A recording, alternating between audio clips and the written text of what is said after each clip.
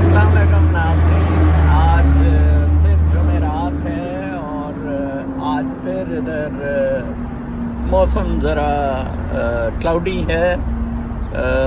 New Jersey में मौसम बहार बड़े ज़ोरों पर है। हर तरफ फूल, हर तरफ हरियाली और लोग इतने खुश नज़र आते हैं। और आज मैं सुबह जब रूजवेल्ट पार्क में वॉक कर रहा था तो इतना खूबसूरत समा था और अल्लाह ताला का बहुत शुक्र किया इन नेमतों का जो कि मैं अक्सर सोचता हूँ हम सबको मुयस्सर हैं और न जाने हम किन चक्रों में और भूल भलैयों में पड़े हुए हैं। आज मैंने पर्पल कलर की सब्ज़ की बजाय टी शर्ट पहनी हुई है। मैं आपको ज़रा रंगों के बारे में भी थोड़ा आगाह करता चलूँ। दरअसल इनका सिलसिला रूह के ऑरा के साथ होता है। हर इंसान का एक ऑरा है जो मुंसलिक है यूनिवर्स और कॉस्मोस के साथ। तो जैसे कि चक्रास एनर्जी पॉइंट्स हैं, उनको भी मुख्तलिफ रंग दिए हुए हैं यहाँ मगरिब में भी। और चक्रास के बारे में ये गलतफहमी रहती है कि ये शायद हिंदुओं का ही कोई स्पिरिचुअल सिलसिला है। ऐसी बिल्कुल कोई बात नहीं है। ये बहुत पुराना सदियों से जो योगी माहिर रूहानियत थे उन सब का सिलसिला था और ये रंगों का मामला ख़ास तौर पर इसके साथ बहुत ज़्यादा एसोसिएटेड रहा। लाइक सातवां चक्रा, जहाँ से ये 7 चक्रास हैं हम शुरू होते हैं, वो at the end of the backbone हमारी रीढ़ की हड्डी है, उसको सुर्ख रंग दिया हुआ है। और जो उससे ऊपर हमारे नाभ से नीचे और ग्रोइन के हिस्से पे है वो जर्द या सैफ्रॉन रंग का होता है। और जो हमारे मैदे के अराउंड एरिया है वो येलो कलर के साथ है, पीले रंग का, और उसको सोलर प्लेक्सस भी कहते हैं अंग्रेजी में। और उसके बाद चौथा चक्रा दिल का है और हार्ट का कलर जौन सा है वो ग्रीन दिया हुआ है, वो सब्ज़ है। मुझे ग्रीन कलर बड़ा पसंद है हमारे पाकिस्तान के झंडे में भी, और हमारे पाकिस्तान का कौमी रंग है। और इस्लाम में भी जैसे गुंबद खिज़रा, और आपने अक्सर मसाजिद के मीनार और डोम देखे होंगे सब्ज़ रंग में। तो दिल चूँकि एसोसिएटेड बराह रास्त कॉस्मोस और यूनिवर्स के साथ रूह के ज़रिए, दिल की धड़कन के ज़रिए होता है, लिहाजा सब्ज़ रंग को बहुत अहमियत दी जाती है। फिर उसके बाद ये गर्दन वाला हिस्सा है जो 5वां चक्रा है, इसके साथ ब्लू या नीले रंग को एसोसिएट किया जाता है। और छठा चक्रा जो है वो फोरहेड के बिल्कुल मिडल में, जिसे तीसरी आंख भी कहा जाता है, और उसका रंग ये पर्पल है जो मैंने इस वक्त जिस रंग की ये टी पहनी हुई है। और फिर आखिरी और सबसे ऊपर वाला चक्रा जौन सा है वो वाइट है, उसको रोशनी से रिलेट किया गया है और वो एंजेलिक है। लाइक उसे क्राउन चक्रा कहा जाता है, जैसे कि अल्लाहु नूरुस समावाति वल अर्द, कि ये नूर है, नूर के साथ लिंक्ड है। जैसे रब के साथ हमारा जो सिलसिला, हमारा जो कनेक्शन है वो रूह के थ्रू है, और रूह लाइट है, ये एक रोशनी है। तो ये बात थी रंगों तक। और मैं इस एतबार से बहुत अपने तजुर्बे से देखा है कि मुझे तो मुख्तलिफ رنگوں کے کپڑے پہن کر بہت میں ڈفرینٹ فیل کرتا ہوں. اور مجھے اکثر لوگ کہتے ہیں کہ آپ کی اتنی ایج ہے اس کے باوجود آپ جو سا ہے بڑے برائٹ کلرز پہنتے ہیں. لیکن میں سمجھتا ہوں کہ مجھے بڑی خوشی محسوس ہوتی ہے، بلکہ اکثر میں نے تو لال رنگ کے جوتے پہنے ہوئے ہوتے ہیں، اور اس طرح کر کے یہ سبزے کا، ہریالی کا جو رنگ ہے اتنا خوشگوار ہے، اتنا دل کو خوش کر دیتا ہے کہ انسان کی طبیعت سے بوجھل پن ختم ہو جاتا ہے. میں دوسرے آج جس موضوع پر بات کروں گا، اکثر مجھے لوگوں نے میرے فیس بک بلاگز کے حوالے سے کئی دفعہ پوچھا ہے، اور وہ یہ ہے کہ کیا روحانیت یا تصوف جو ہے اس کا مذہب کے ساتھ کیا رابطہ ہے، یا یہ مذہب ہی کا حصہ ہے، یا جس طرح کہا جا سکتا ہے، کہا اکثر جاتا ہے کہ صرف اسلام کے ساتھ تصوف ریلیٹڈ ہے. میری اپنی جو اس کے بارے میں مشاہدہ اور میری جو اپنی رائے ہے اس کے مطابق مذاہب جو ان سے ہیں یہ صرف اور صرف ایک اخلاقیات کا درس، روحانیات کا درس اور ایک پرنسپلز یا ایک اصول انسانی زندگی کے وضع کرتے ہیں.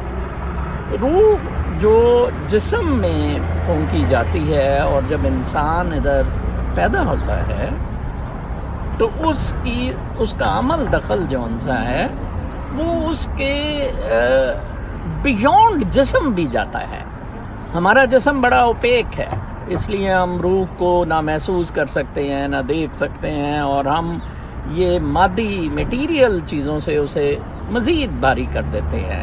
حالانکہ اگر ہم اسے لائٹ کرنا چاہیں تو یہ ہماری سوچ، جیسے کہ میں نے پچھلے دنوں مائک ڈولے کو کوٹ کیا تھا کہ اس نے کہا کہ صرف سوچ ویریبل ہے، باقی ساری چیزیں کانسٹنٹ ہے، ایک فلو ہے، ایک پیٹرن ہے. جیسے یہ سمندر کی لہریں ہیں، جیسے ہوا چل رہی ہے، جیسے باقی سارا یہ کائنات کا نظام رواں دواں ہے، چل رہا ہے، ایک سائیکل میں ہے، ایک موشن میں ہے.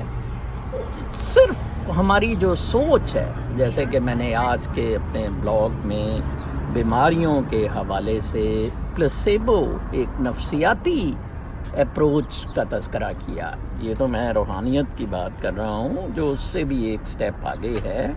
پلیسیبو کا جو کانسیپٹ ہے وہ تھوڑا وہ نفسیات کے ساتھ ریلیٹڈ ہے. اگر ہم اپنے جسم، اپنے ذہن کو یہ منوا لیں، یہ سمجھا لیں کہ ہمیں کسی قسم کی کوئی بیماری نہیں ہے، ہمیں کوئی درد نہیں محسوس ہو رہا ہے، تو کچھ نہیں ہوگا. یہ سارا ہماری سوچ کے ساتھ ریلیٹڈ ہے. اور آج کے میں نے کیس میں ایک ہارورڈ کے پروفیسر ڈاکٹر کا اپنے بلاگ میں حوالہ دیا ہے، جس نے دوسری جنگ عظیم میں اٹلی میں سرو کیا امریکی فوجیوں کو، اور وہ کہتا تھا کہ کس طرح وہ جسم، ان کے برے حالات، ہڈیاں ٹوٹی ہوئی، ہڈیاں جسم سے باہر آ رہی، اور ہم پوچھتے تھے کتنی درد ہو رہی ہے، وہ کہتے تھے ہلکی سی. ادھر میساچوسٹس کے ہاسپٹل میں وہی ڈاکٹر جب سویلین سے پوچھتا ہے تو اس سے بہت کم کنڈیشن والے بھی کہتے ہیں اوہ مر گئے جی، مر گئے درد سے جی. اور ڈاکٹر صاحب نے ایک بہت اچھا اس کا ایگزامپل دیا. انہوں نے کہا کہ دراصل اس وار فرنٹ پہ جب اس فوجی کو اس زخمی حالت میں لایا جاتا ہے تو وہ سمجھتا ہے کہ مجھے زندگی مل گئی ہے، ادروائز مجھے تو میں نے مر جانا تھا جنگ میں، اور مجھے لکڑی کے ڈبے میں بند کر کے گھر جانا تھا. تو وہ بہت خوش ہوتا ہے، وہ اسی سے اس کی جو انسی ہے 90% درد ختم ہو جاتی ہے. جبکہ شہر میں کوئی سویلین ہاسپٹل میں آتا ہے تو اس کا ایک ڈیزاسٹر کا ڈاکٹر کہتا ہے کہ سفر شروع ہو جاتا ہے. تو بالکل اسی طرح یہ بات دراصل ہو رہی تھی کہ مذاہب جون سے ہیں یہ ایک بنیاد بنتے ہیں ہمارا جون سا روحانی ارتقاء ہے اس کے لیے. دراصل ہماری زندگیاں اس دنیا میں روحانی ہیں. میں وہ آدمی ہوں جو مادیت پہ بالکل یقین نہیں رکھتا. یہ بالکل بیکار کی باتیں ہیں. انسان واجبی حد تک اس جسم کو، اس مادیت کو ان روحانی مقاصد کے لیے استعمال کر سکتا ہے جو بہت اعلیٰ اور عرفہ ہیں اور جن کے ساتھ ریلیٹڈ ہماری یہ ایوولوشن ارتقاء ہے اور ہمارا سارا ہیومن سائیکل اس کے گرد ریلیٹڈ ہے. اور میں سمجھتا ہوں جتنا میرا اس بارے میں مطالعہ یا مشاہدہ ہے کہ قرآن پاک سب سے بہترین روحانی کتاب ہے. کاش کوئی اسے اس ایسپیکٹ سے پڑھتا. اس کی تشریح آپ اسے خود پڑھیں، تلاوت کریں، اس کو ترجمے کے ساتھ پڑھیں. اس کی ایک ایک آیت اس کا روحانی ہونے کا ثبوت دیتی ہے اور اس کی ہمارا مادی لنک دنیا کے ساتھ بیان کرتی ہے. ایک ایک آیت. یؤمنون بالغیب جب سورہ بقرہ میں آیا اس کا کوئی یہ مطلب نہیں تھا کہ کوئی یہ بہت بڑا بھید ہے، کوئی بہت بڑا. اس کا مطلب تھا کہ آپ نے بیونڈ حواس خمسہ یا 5 سینسز جانا ہے. اور حضرت محمد صلی اللہ علیہ وسلم رب تعالیٰ فرماتے ہیں جو میرے پیارے نبی ہیں وہ آپ کو وہ چیزیں بتائیں گے جو یہ بیونڈ دا 5 سینسز ہیں اور وہ اصل ہیں. مائک ڈولی اور گیری زکاف جو سیٹ آف سول میں لکھتا ہے یا آئنسٹائن، یہ سارے یہ جو حواس خمسہ سے چیزیں نظر آ رہی ہیں وہ ان کو ایک بہت بڑا ایلوژن کہتے ہیں، وہ ان کو ایک بہت بڑا دھوکہ کہتے ہیں. بالکل وہ درست کہہ رہے ہیں. اور ہمارے جیسے کہ علم لدنی پر میں نے ایک بلاگ بھی لکھا ہے وہ بھی اسی علم کے ساتھ ریلیٹڈ ہے.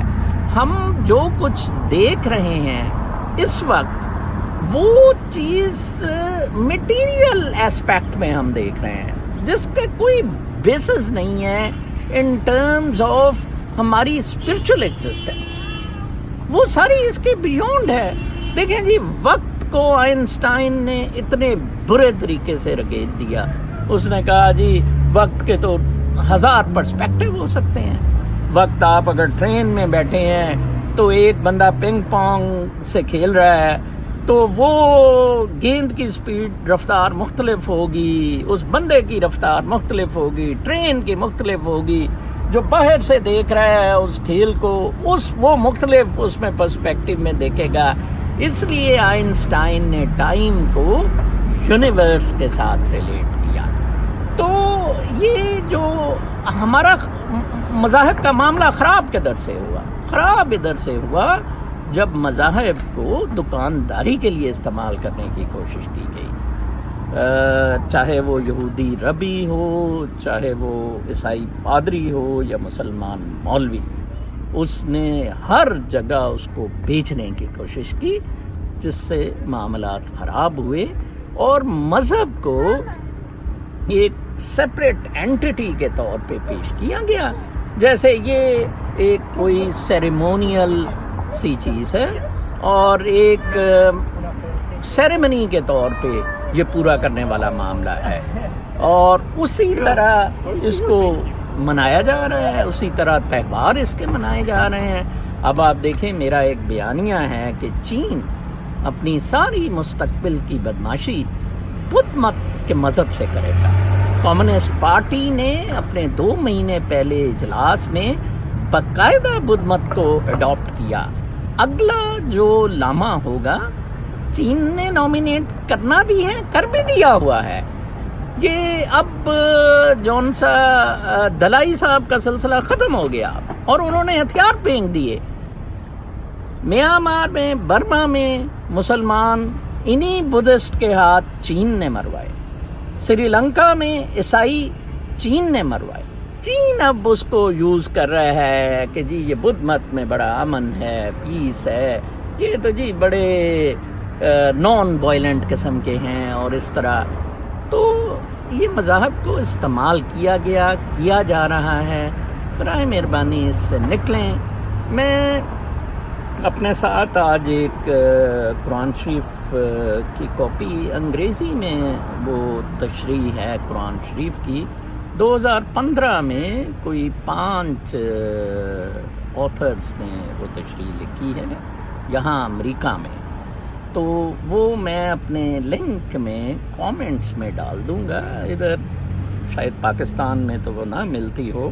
مجھے وہ سب سے زیادہ بیلنسڈ تشریح قرآن پاک کی تفسیر نظر آئی ہے.